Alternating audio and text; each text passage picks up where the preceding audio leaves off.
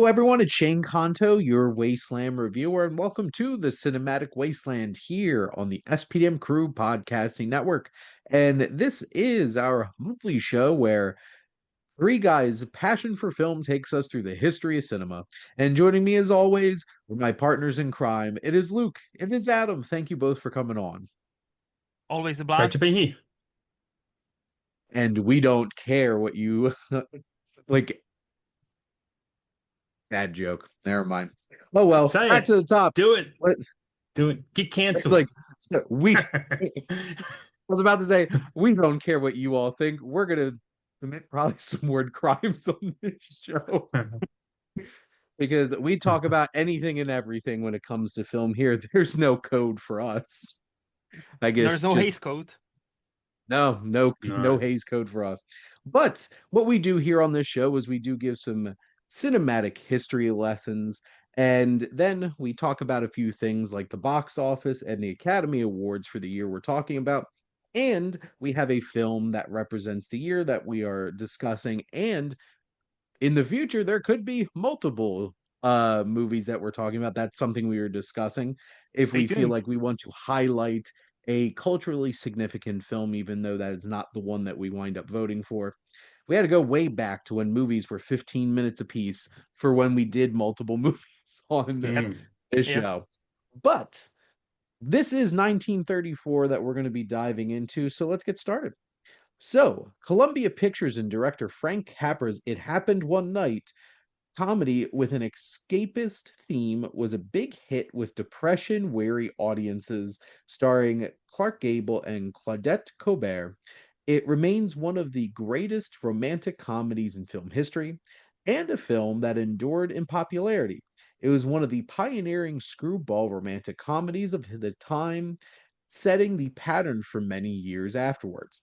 The well loved film became the first film to sweep the Academy Awards, winning Best Picture, Director, Actor, Actress, and Best Adapted Screenplay. The same feat was repeated with One Flew Over the Cuckoo's Nest, 1975, and Silence of the Lambs, 1991.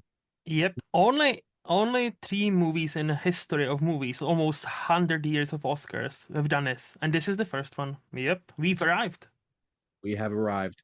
And it happened one night, certainly happened that night at the Oscars. So, bada boom, Hmm. you can enjoy that joke.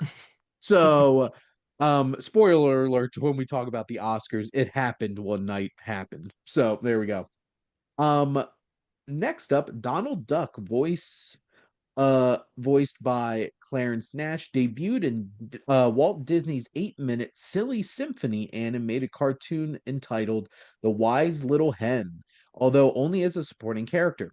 When the lazy duck was asked to help either plant or harvest corn by a wise little hen voiced by Florence Gill, he spoke only a few words, some of which were repeated, plus some quacks to escape performing the task. Who, me? Oh no, I got a bellyache. What's he belly aching for?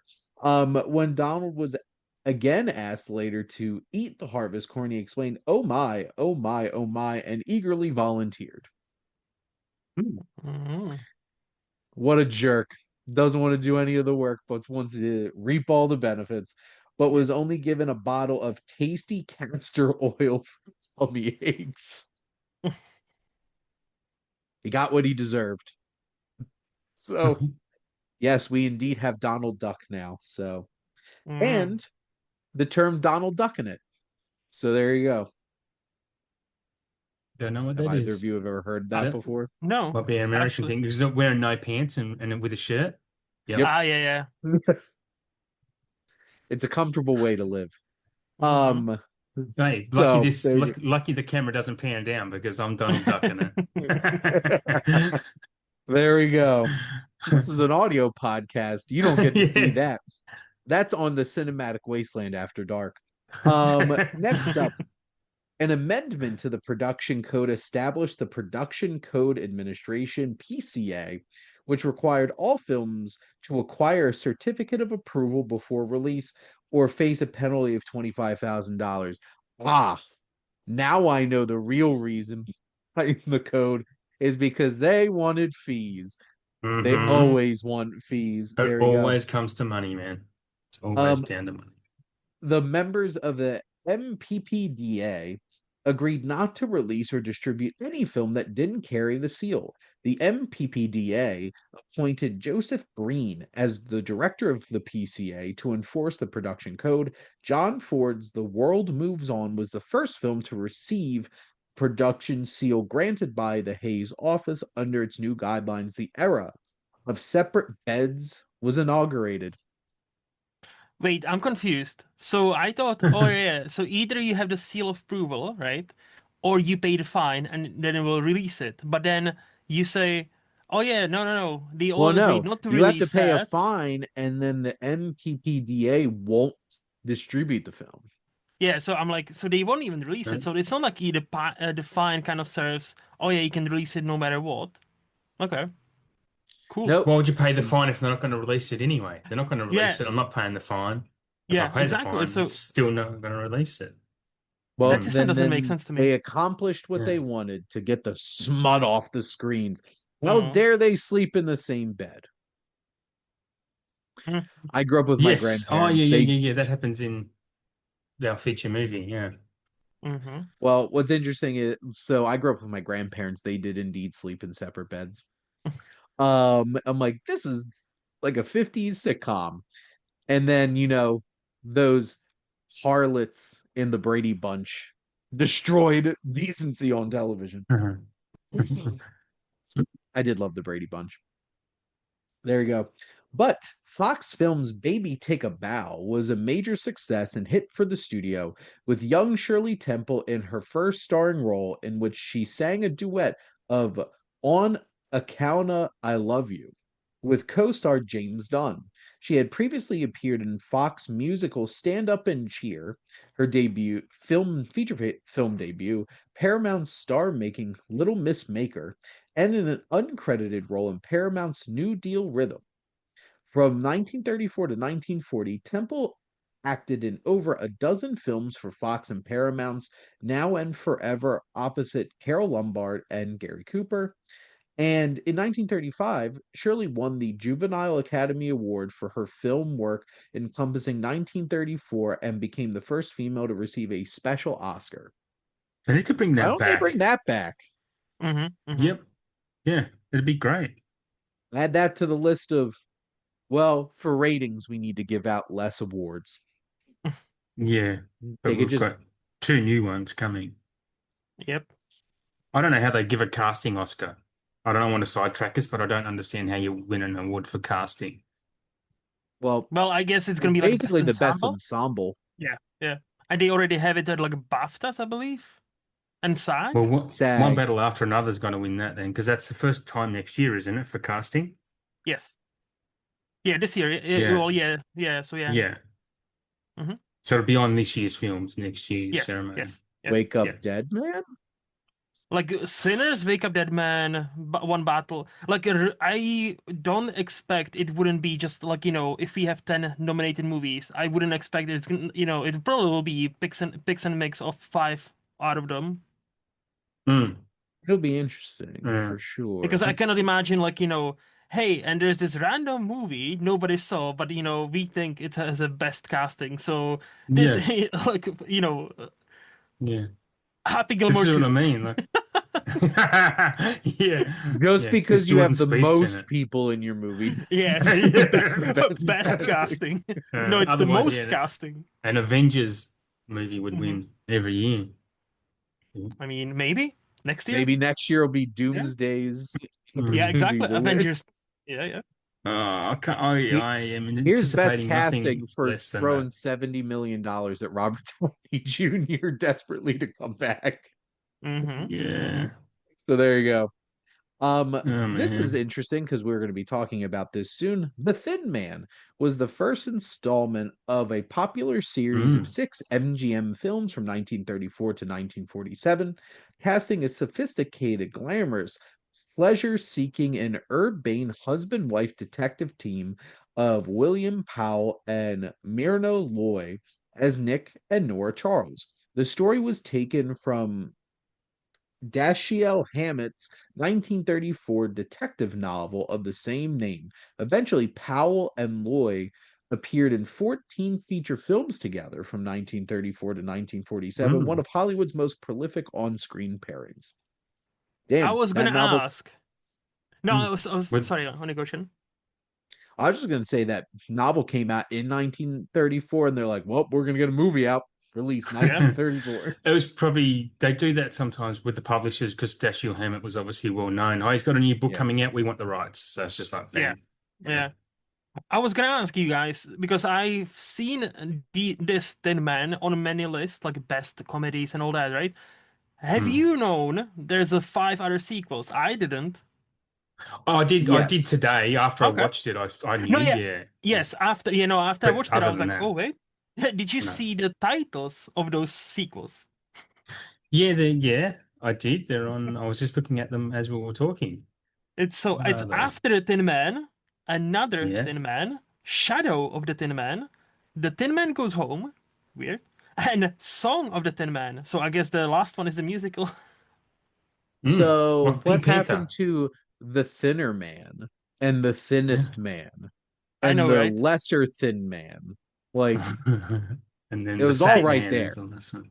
I was gonna say As he it should be ages, it just goes. so The it The should dad be bod like villain man. Thinner Man. origin story Yeah, of the fat man so that imagine they could You can't converge later. you can't drink all that scotch without putting on a little weight. be Like, Thin Man, Thinnest Man, and then you'll be like a trilogy backwards. So it'll be like Fat Man, Fatter Man, Fattest Man. Yeah. obesity man. Yes. It's But like, you'll see. was William Powell that thin? I thought it was fine. I then thought it would be ironic if, they cast Was was he like though? Was it? Is he the titular character? Like, is he the Thin Man? Because I don't know if was that So, established in the movie. so not in this movie, but apparently in a novel, in the book, Right. yes, he is Okay. the Thin Man. But Gotcha. like I read it on IMDb, that fact is not established until after the fourth movie. Oh So wow.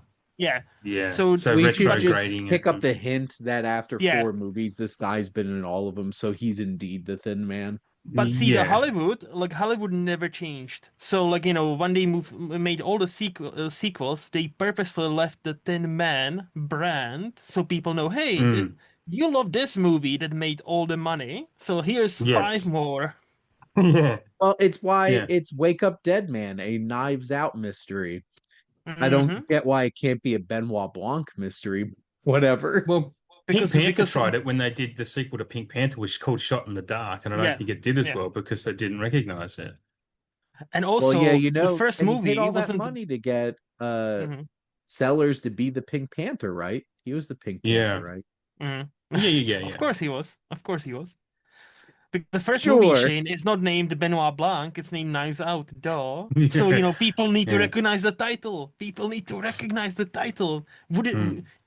Do you think they remember Benoit Blanc? Nah. But they did it with Agatha Christie ones with Poirot or what's her face? They're all called different things, all called their book But titles. but usually they are like Agatha Christie's Murder on the Nile or whatever. Ah, Like fair. Yeah. last, Yeah, no, you're especially right. like the 70s, 80s are like Yeah. Agatha Christie, Murder on the Agatha Orient. Christie's Now they Dracula just like and for Poirot, just be like, mustache. Look at that mustache. You know what this is. We have Kenneth Branagh again. That's Branagh with an even bigger mustache. Yes. Next up, the Catholic Church formed the Legion of Decency Legion of Oh, that's Decency. to boycott any film that didn't use the production code as a guideline. So, Ooh. did Legion they of Decency. did they get the Legion of Doom from the Catholic Church? Because Legion of Decency sounds like a supervillain. Legion of Decency Like, sounds like Avengers for pedophiles. Like just Mm, just using the term Legion just automatically just gives that a lot more weight. Which, to be fair, Legion is also a biblical term. So there hmm you Yes, we go. are many, right? Yep, that's what I learned from watching Nicolas Cage's amazing comic book adaptation, Ghost Rider. hmm. Um, we Oh, are Legion. We are I many. learned that from Red That means Dwarf in the 90s. Red Dwarf episode's Yes. called Legion, yeah. Yes. But little did Blackheart know, with all them souls, that means I can pen and stare them all. Yep. That was such a great movie, wasn't it? I've not Really? seen Ghost Rider. Never seen it. It's You okay. get to see Nick Cage go like this. But also you get to see Eva I've seen Mendes. Vampires Kiss. That's close. Sorry, Luke. Vampire's Kiss is just that, but like the whole entire movie. Yeah. Right. Nicolas Cage.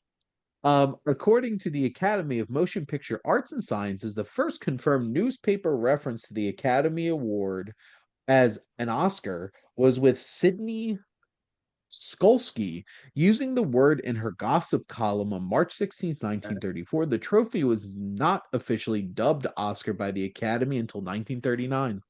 Hmm. So who came first, Oscar or Oscar the Grouch? I think Oscar the Grouch might have some. No, I know the No. Oscar the Grouch has been chilling in his trash can since the 1800s. I am sure.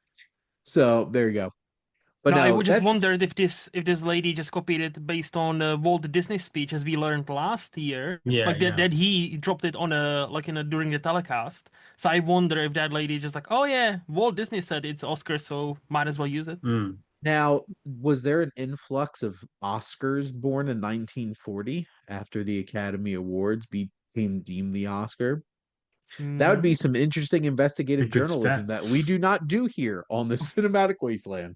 The first Flash Gordon comic strip, drawn by Alex Raymond and featuring the science fiction adventure character, was published on January 7th, 1934. The first screen adventure of Flash Gordon was Universal Pictures' 13 episode serial Flash Gordon in 1936, starring Buster Crabbe. Flash! Oh, savior of the universe. It's impressive that even back then they had the Queen. It's uh, Queen is timeless. Even their yes. Flash Gordon theme song transcended time and space So it's like, to we debut learn, in 1936. yeah, we learn in Interstellar that love is like, transcending all the space time, so does Queen. So yeah, that makes sense. And There you go. Arrival backs that up too. Time is circular. Ooh. Yep. You know what's Mm. hilarious though? I Hmm. had never really heard of or cared about Flash Gordon until I watched Ted. Same. I was going to Yeah. say that. Yeah. So, Same. Mark, so Seth MacFarlane accomplished his Yeah. goal. So You're there not you the go. only ones. Like that movie spiked and like talk about spiking in popularity, Shane. If you Google Flash Gordon before and after Ted, I'm sure there's a Mm. massive spike 2012. Yep. Yeah, yeah, Yet again, that yeah. is the investigative journalism we do not do here on the Christmas. Cinematic Wasteland. MGM's historical drama Rasputin and the Empress from 1932, starring brothers John and Lionel Barrymore and sister Ethel, the only film in which all three siblings appeared, in a tale about Imperial Russia, was the subject of libel and invasion of privacy lawsuit filed against MGM in 1934. Saucy. It was Damn. claimed that the film inaccurately portrayed the character of the wife of Prince Felix Yusupov, played by John Barrymore in the film, as Prince Paul Chigodiev, Princess Irina Yusupov, played by Diana Wynyard in the film, as Princess Natasha. It claimed the film unfairly portrayed her as a mistress and rape victim of Rasputin, played by Lionel Barrymore. The lawsuit was settled out of court. Can you imagine movies being held accountable for historical inaccuracies? I'm guessing Yeah, that's why nowadays that's why nowadays you have it's based on a true story or it's inspired by a true story where it yeah. gives you enough of a shield where it's like, look Hmm. guys, we've polished some details. That's fine. Yeah.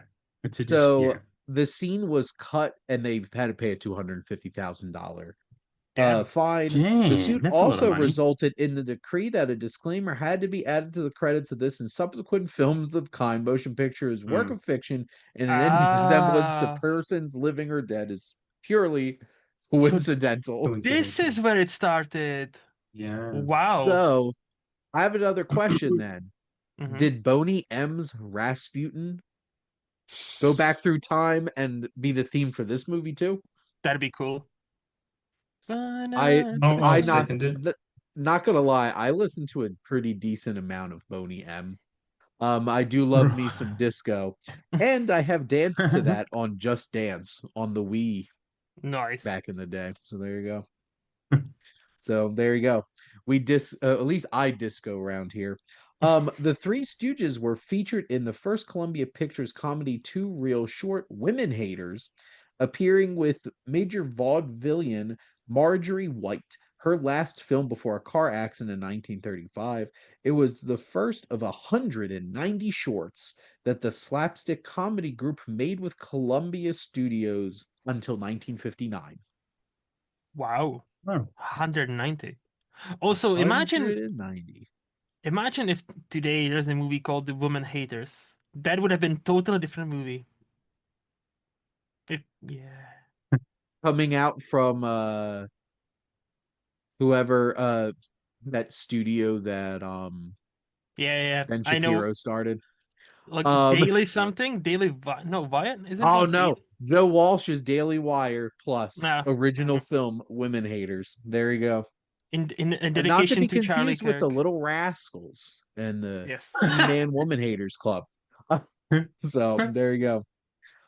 Actor Lionel Barrymore began an annual Christmas time tradition that lasted through 1953, first appearing on CBS Radio Network in the role of Ebenezer Scrooge in a dramatization of Charles Dickens' A Christmas Carol. Very Mm. timely as this episode comes out in the month of December. So, 'Tis the Merry season. Christmas, you filthy animals, and a Happy New Year. Yes. So, Louis de Rochemont began the documentary newsreel film series The March of Time, Oh Mm. yeah. French. There we go. Um, Warner Brothers became the first studio to shut down its German distribution office to protest the Nazis' anti Semitic policies. You go, Warner Brothers. Yeah. Okay. Take Okay. it to So them Nazis. where's Because of that go course, woke, go 34. broke mentality Mm. now? Still going. Although they are There we being go. sold off. It only took like 90 years for them to sell off. Famed gangster public enemy number one, John Dillinger, not to be confused with how many rappers have taken that title in the past 30 years, was gunned down outside Chicago's Biograph Theater. Wow, he was shot at a movie theater? Is this Well. Inglorious Bastards? What is this? Is this America? Nothing's original. There's just nothing is original. Why hasn't Tarantino made this movie yet? Um, he was gunned down at the Biograph Theater on July 22nd, 1934, after viewing Clark Gable and William Powell's in MGM's crime gangster drama, Manhattan Melodrama. Obviously, didn't Right. help that movie stand the test of time because I've never heard of it. He was accompanied by two women, his 26-year-old girlfriend, waitress slash prostitute, wow website, sex worker. The preferred Waitress. nomenclature is sex worker, Polly Hamilton, and her former boss, brothel manager. Brothel's still an accepted term, right? Who knows? No idea. Manager Anna Sage, who was wearing an orange dress. Later, she was inaccurately dubbed the woman in the red. Well, Mhm. couldn't that have just been blood? Maybe. Or maybe she had a And red dress. well, she had an orange dress, but it could Oh, have. She had red on her. Like you got a bit of Sean. red on You're her. all Yeah. you're all welcome for that reference for all of you who got it. And he had tipped off the G-men to Dillinger's whereabouts. Why would she tell the New York Football Giants? Uh, I thought the guys who drove G-Wagons anyway. G-men, the term for government agents back in the day. Mm. Yes, that's Um, right. for those who didn't get that reference, but maybe got my American football reference. I Um, love the specificity of her being waitress slash prostitute because that makes me think. Like, what was her primary job? Was it a waitress or was she Well, prostitute on obviously the it was side? waitress One of because them didn't waitress pay was said enough. first. Yeah, Now like I'm gonna reference Zoolander. Fabio, this is a actor slash model award instead of model slash actor. exactly what comes first? What's the primary job? I need to know. It's just like she was a waitress slash prostitute, dude. Well, and dude, the preferred nomenclature is sex work. Shut the fuck up, Tony.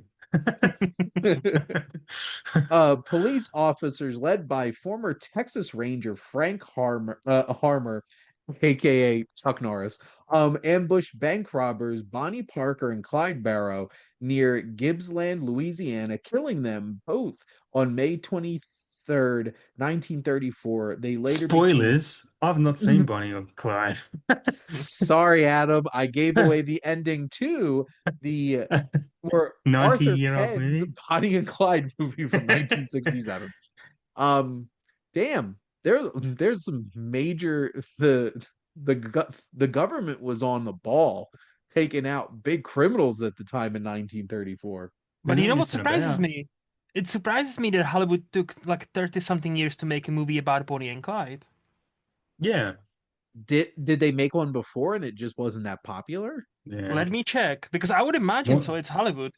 Well, yeah, it took Warner until the probably burned 60s it. for them to be able to show them getting lit up like a Roman candle. But gotta So wait for that Hays Code to go away. looks like there was not no Bonnie and Clyde movie before. I can see there's a bunch of TV shows, but it's like a nowadays like a See, no. TV This is beat the them to the first punch. movie. Hmm. The first Wow. use of three-strip Technicolor in a live-action sequence in the film's final scene was in MGM's musical romance operetta adaptation, The Cat and the Fiddle, and the Silver Spoon, Little Boy Blue, and the Man in the Moon, starring Jeanette MacDonald in her MGM film debut and Raymond Navarro. So Technicolor is here in The Cat and the Fiddle. Woo So woo. there Hmm. we go. Just wait 5 years or Wow. 5 months in our time until we talk about the Wizard of Oz, the wonderful Mm. wizard he was. Oh, he was. Um, RKO's two-reel short musical La Cucaracha Mm. was the first live-action film to use a three-strip Technicolor process. Okay. So there you go. And lastly, color movies were first widely shown in the late 30s, although hand tinted and toned films were standard practice in the 1910s and 1920s. Two strip Technicolor had emerged in the late 20s. Technicolor sequences were included in DeMille's The Ten Commandments, MGM's Ben Hur, and Universal's The Phantom of the Opera. And various early sound musicals included two strip Technicolor production numbers as spectacular highlights. Bada boom. Hmm. That's film history for this episode of the Cinematic Wasteland. So there you Nice. go. Hmm. I hope you all enjoyed all that wonderful history. Are we ready for some numbers? Because it's box office time. Yeah, let's do it. So we'll do a quick run through here from top to bottom. At number 10, we have Treasure Island, made $1.164 million. Judge Priest from John Ford made $1.176 million. Here Comes the Navy made $1.183 million. Propaganda, maybe, probably. The Barretts of Wimpole Street made $1.258 million. Wonder Bar made $1.263 million. Tie-in for Wonder Bars. Um, Chained made $1.301 million. Number four at the box office that year, It Happened One Night, made $1.366 million. Forsaking All Others made 1.399. And here's the real winners. Number two is Cleopatra, made Hmm. $1.929 million. And Kid Millions from United Artists made $2 million. So Hmm. nothing wildly crazy like King Kong making serious bank, but did all right. Yeah. See, I Any thought I read on IMDb that Tin Man made like 1.4, that it was one of the most successful movies of that year. Interesting.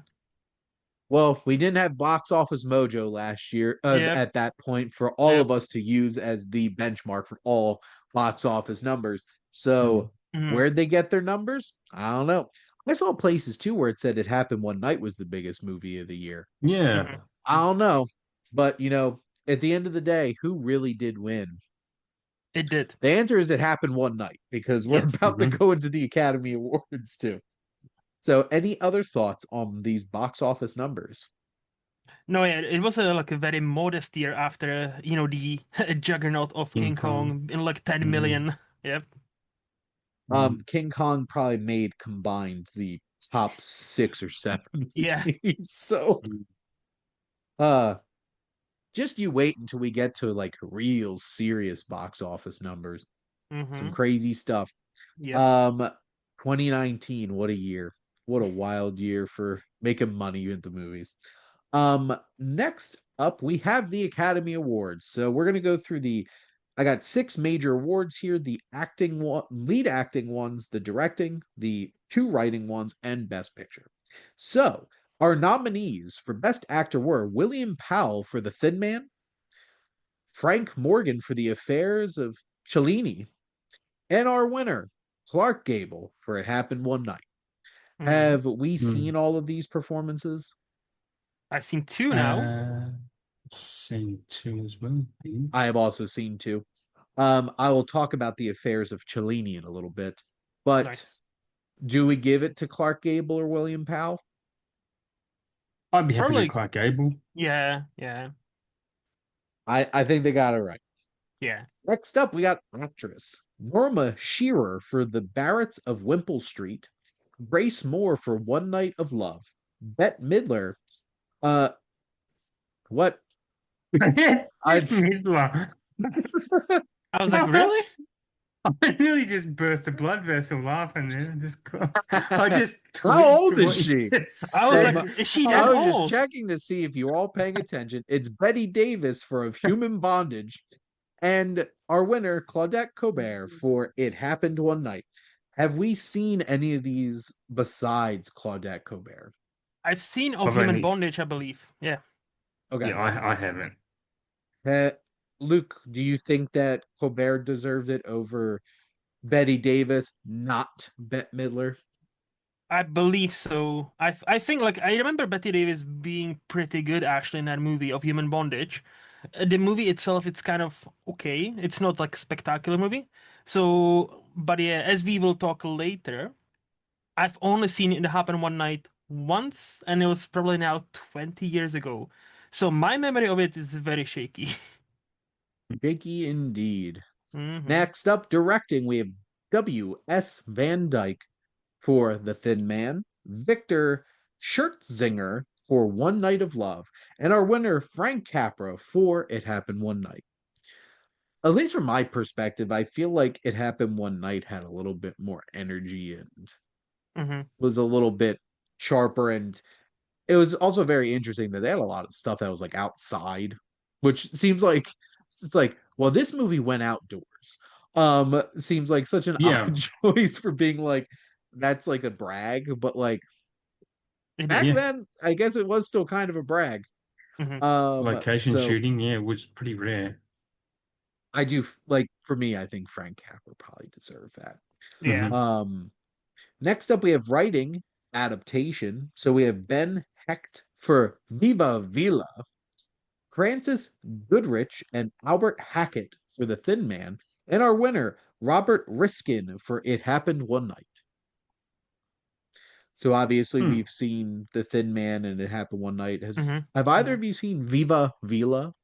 Nope. No, I no. would probably still also give this to It Happened One Night. Even though that script is sharp, like, the Thin Man is fast. It's like it's sassy. I really like the script. So, but yeah, Hmm. I'm gonna reserve my thoughts on that, and I'm gonna reserve my thoughts on again. It happened when I need to rewatch it. That's one of those I need to really rewatch. It's a template Last, rom-com. Hmm. Yeah. indeed. Writing original story, Norma Krasna for The Richest Girl in the World, Maury Gratian for Hideout, and Arthur Caesar One for Manhattan Melodrama. I have not heard of any of these. Same. So No, no, there you go. same. But Best Picture, our nominees are The White It's a big Parade, list. Viva Villa, The Thin Man, One Night of Love, Imitation of Life, The House of Rothschild, Here Comes the Navy, The Gay Divorcee, Flirtation Walk, Cleopatra, The Barretts of Wimplepole Street, and our winner, you guessed it because we've probably said it how many times already on this episode. It happened one night. It For happened that me night at personally, the Oscars. it did happen that night at the Oscars. For me personally, I have seen one, two, three of these movies. Same. I've seen The Thin Man, The Gay Divorcee, and It Happened One Night. And I would probably give it to It Happened One Night. Yeah, I've only seen two of them. I've seen The Tin Man happen one night and The Imitation of Life. Again, I need to rewatch It Happened One Night because I did like Imitation of Life tiny bit more, at least based on my rankings, but I need to rewatch It Happened One Night. So I'm gonna hold on my judgment. Well, there we go. But the award that really matters, which is the Cinematic Wasteland Award for Best Picture, because we know better. Um, Hmm. Adam, what's a few honorable mentions that you've seen from this year, and what is your number one film of the year? Just got two honorable mentions. One is one I watched recently because we recorded a show about it called 20th Century. Howard Hawks film. It was really, really, really fun. And the other one is The Black Cat, which I watched earlier through spooky season. I was a big fan of that. But yeah, It Happened One Night, I think was we wouldn't have rom-coms now if it wasn't for It Happened One Night. It would have been it changed cinema in the time. So I think that's pretty much why it had all these awards. It's a pretty special film. Hmm. There we go. How about you, Luke? So my honorable mentions would be, as I said before, Imitation of Life, The Thin Man we watched today, and I guess if I need to select one more besides It Happened One Night, would be probably Of Human Bondage. I think that's good enough where it's like, yeah, I think it's still, somewhat relevant because of Betty Davis. I have also seen just Bette recently. Midler. Oh, but sorry, but yes. Yeah, you did say it right. I was just being a No, dick. I know, I know, Sorry. I know. But recently, I've also watched the movie I see only Adam was logged on Letterboxd, Bad Seed, because that's the first Billy Wilder Yes. movie, which is French Hmm. for some reason. But no, it's okay No, because movie. he was traveling. He was a European Yes, director and he was traveling on yeah, his way to America and stopped off and helped hmm, make this film on the way. Yeah. yeah. So out of all Interesting. the like five or six, I would recommend definitely Imitation of Life stood out to me like a few years ago when I watched it for the first time. So I lied. I actually have seen Here Comes the Navy as well, but Nice. shows how much I remember that movie. I was gonna say Um, that's obviously memorable as fuck then, if you don't remember it. there you go. I do have the Black Hat and 20th Century in my top five. My number three, though, is Lost Patrol, which was one of the first John Ford movies that I watched in my 80 weeks of John Ford. That I'm like, wow, this is actually a really good movie. Hmm. Um, Thin Man is my number two, and my number one, It Happened One Night. So that means we do indeed have the Cinematic Wasteland Award for Best Picture, which is It Happened One Night. Woo. Yay. I'd like to thank the Yay. Academy. And then we have a new segment where we're going to do some most anticipated films to check out. Um, Adam, what are a few films from 1934 that you want to check out? Again, there's only two. I went through the entire list. Well, yeah, the entire list pretty much, and the only two I think that I've added to my watch list is The Gay Divorcee Mhm. and The Man Who Knew Too Much because it's Alfred Hitchcock's first swing at bat for that film. So I'm really interested to see. Yeah, I haven't seen it, so that's what I want to watch. There we go. Luke? So the way I did it, I have three. and I just went on Letterboxd, went on 1934, and what's the highest rated movies I haven't seen? Hmm. So the first one was La Atalante. I've seen it on a couple of lists, so I am aware of that movie. I don't know what is it about, which is exactly how I like to watch movies. So great. Hmm. The second one I've never heard of, but it's a movie called The Goddess, which is a Chinese movie, and I'm like, Oh. interesting. It's very highly rated. And the third one you guys mentioned, but I haven't seen, The Black Cat. I would love to see that Mm. because I've also heard good things about that movie. Mhm. Yeah, it's Bella Lugosi and who was the other one? Boris Karloff in the same, and they're great. They're Love me so some, great. yeah, love me some of those. Yes. Yeah. I have on my list, I'm a little curious about that Cleopatra film. Mm. And because Yeah. like could appreciate some big uh period dramas like that. The Man Who Knew Too Much was the top of my list for sure. I'm looking forward to that, which I will Mm. be watching soon because of my 60 weeks of Alfred Hitchcock. Hmm. Um, and I guess the other one I want to throw out there is La Talante as well, because that was on our like short list of what we could vote for this. Yes. So that's popped up. I do have this 1934 list somebody put together. Um, wow, that Viva Villa poster does not look problematic, potentially problematic at all. I'm really Oh, hoping that is not a white person for sure, but you never know. It was So 1934. it is 1934. But what you all were really here for is our discussion of 1934's The Thin Man. And former detective Nick Charles and his wealthy wife Nora investigate a murder case mostly for the fun of it.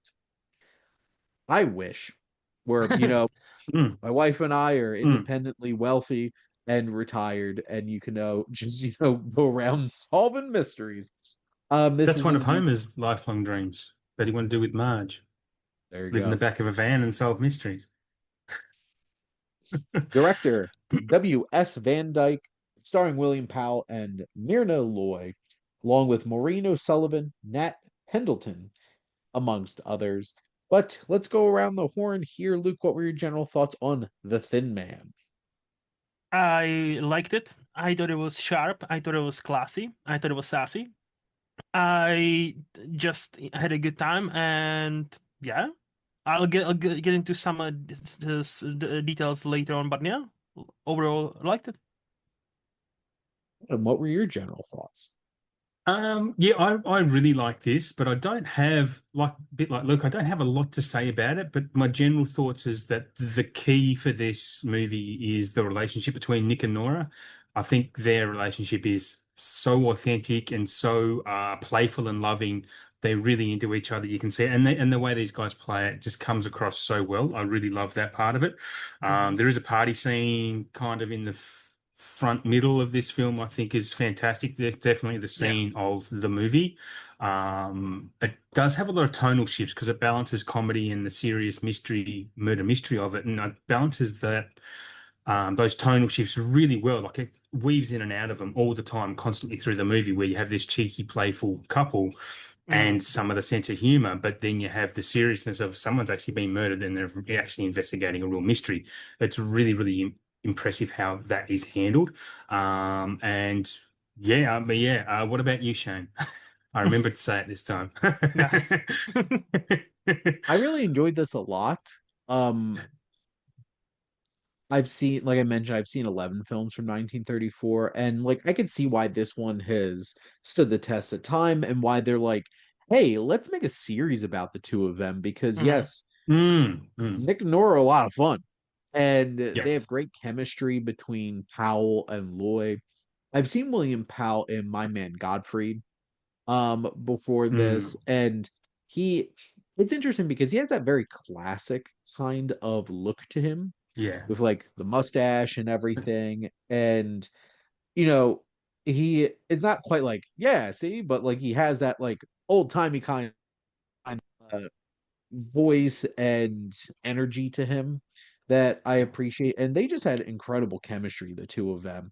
And Mm, whenever they're on screen, even them just like hanging out, I'm like, Yeah, They could make like a yeah, sitcom out of the two of these characters. It yeah, would actually be a lot of fun. Like that yeah. was Um, my. Oh, sorry, I go. It's like, no, go ahead. No, I was gonna say that was my first point. I'll repeat what you said, but that was also my first point. It's so nice to see a movie from that era, and even now, where the partners don't hate each other, but they actually like love yeah, each other, being playful with yeah, each other. Like, yeah. you can see she is as brilliant as him, and vice versa, right? Hmm. It's such a nice shift to see that, and I think that's why Yeah. this movie strikes me as like, oh, this actually will be fun. Also, am I the only one? I'm not saying he looks like him, but like the charisma of Powell, he kind of reminded me of George Clooney with a mustache. Like just the pure kind of Ah, charisma like where I'm for like, my brother, we're out there. kind of, like basically where But Dapper because Dan, man. she, Dapper yeah, Dan. There you go. because like she's obviously charming and beautiful, so you need to, and I don't think he's ugly, but I don't think he's as good looking as her. So like No, he he's needs not a to have leading that. man, Todd. So yeah, so what I'm saying is he needs to have Mm, that charisma, so you understand. mm, Oh, she's with him because of that reason, and that kind of mm. reminded me of like, hey. George Clooney obviously is sexy as fuck, but also he's got that charisma. Like enters the room and is like, oh yeah, he's the most important person in this room. Yeah. Because like I've seen a lot of people compare George Clooney being like what the Cary Grant Yes, of yes. Mm. today. Yeah, yeah, yeah. And I can see that too because they have those very suave kind of performances, but Hmm. honestly, the best ones are when they're going like zany and fun. Yeah. George Clooney is best George Clooney when he's paranoid George Clooney in a Coen Brothers movie. Hmm. Whether it's Burn After Reading, Oh Brother, Where Art Thou? I can see that, and yes, he does actually look exactly like George Clooney from Oh Brother, Where Art Thou with the mustache and everything. Hmm. Um, I wonder if Nick is a Dapper Dan man. Um, he's probably not using like General Store or hair oil for his hair. But I this is one of those types of films where it's just like I think it had a good mystery to it. I can see why these two were like the big selling point and why you'd want to see them dropped in a whole bunch of different stories and Mm. stuff like that. And, you know, it has some good humor about it. Hmm. It has that good charm about it. And yeah, it does have some tonal shifts. And there's some moments where, especially from this era, there's still that lingering talky drag in some of these films because they're still figuring out talkies Yeah. and how limiting the technology can be from like staging and scenes and Hmm. stuff like that. I definitely felt that a little bit in this film. I'd never felt that watching like It Happened One Night, which is why I feel like Yeah. that one's still one that I really appreciate more and enjoy more. But they're a great pair and all the way up to like that final like reveal moment and everything at Mm. that table and there's a little bit of danger there at the end. Just Yep. like, but what if he killed you? It was like, Mm. but I got him. It's like gotta be real casual about it. Yes. Casual Yeah. in the face of danger. Speaking of that reveal, did you guys, guess who's done it, or were you surprised? No, I didn't. Me neither. But that doesn't shock me that I didn't. But yeah, because I I I don't try and guess like because I kind of ruin the movie if I try and guess and then I get disappointed or so I try not to. I had my only initial guess, and I thought it's gonna be this. It was Nick and Nora. They did No, the killing so they could set this up as a playful way to have like some this movie fun. has like 10,000 characters and they're like interlinked. So I thought it's the boyfriend of a mom from her, like the daughter. So the dad gets killed, right? Mhm. So his daughter, so her mom has like a slim boyfriend that's like a bit shifty. So I Ah, thought it's him, right? That he's because he's a playing thin man. So because are the you saying he's the slim man? yes, and I thought there's like some alluding to he doesn't work, he doesn't have money, he's relying on her for money. So I thought like he's maybe like double timing her, like she gives him Mm. money and then he steals What money a from leech. her. He's definitely a Yeah, killer. that's why I thought, oh, he's maybe double timing that, and he was kind of shifty. So I was like, maybe that was my guess. So I was surprised to with that reveal. I I'm with Adam. I actively try not to solve mysteries while watching movies because like I just want to be along for the ride. Yeah. Yeah, yeah. And you know, does that mean that sometimes I don't pick up on the most obvious of like, Hmm. come on, Mm, they didn't show the body. How did you think he was really dead? Hmm. mm, Kind of stuff. And this is coming off of me watching Wake Up Dead Man earlier this week. Which mm, do love some good murder mysteries. And then I actually mm. just watched a screener for Fackham Hall yesterday, which is I've a heard spoof of of it. Downton Abbey and Gosford Park. Oh, that's that. Yeah. How was it? It was Oh, that's a hilarious. Jimmy Okay. Carr. It's a Jimmy Carr movie, isn't it? Yeah. Fucking hell, yeah, yeah. I knew there's like a spoof of Downton Abbey and all that. I didn't know that's how it. Yeah, yeah. Hmm. Because they throw a little murder mystery in there, and you would not guess what actually happens with that. But like, Okay. I love a good mystery where it's Hmm. just like, oh, that legitimately shocked me because I hate getting things spoiled for me. I don't want to know what happens. The Same. whole entire like, uh, to be this way, red letter media, it's subverted my expectations. I want that kind of stuff. And yeah, I thought that this was a fine mystery that built up well and had a fun payoff at the end. And, you know, there was a couple of slower moments, but generally, like, this is a lean 90-minute movie.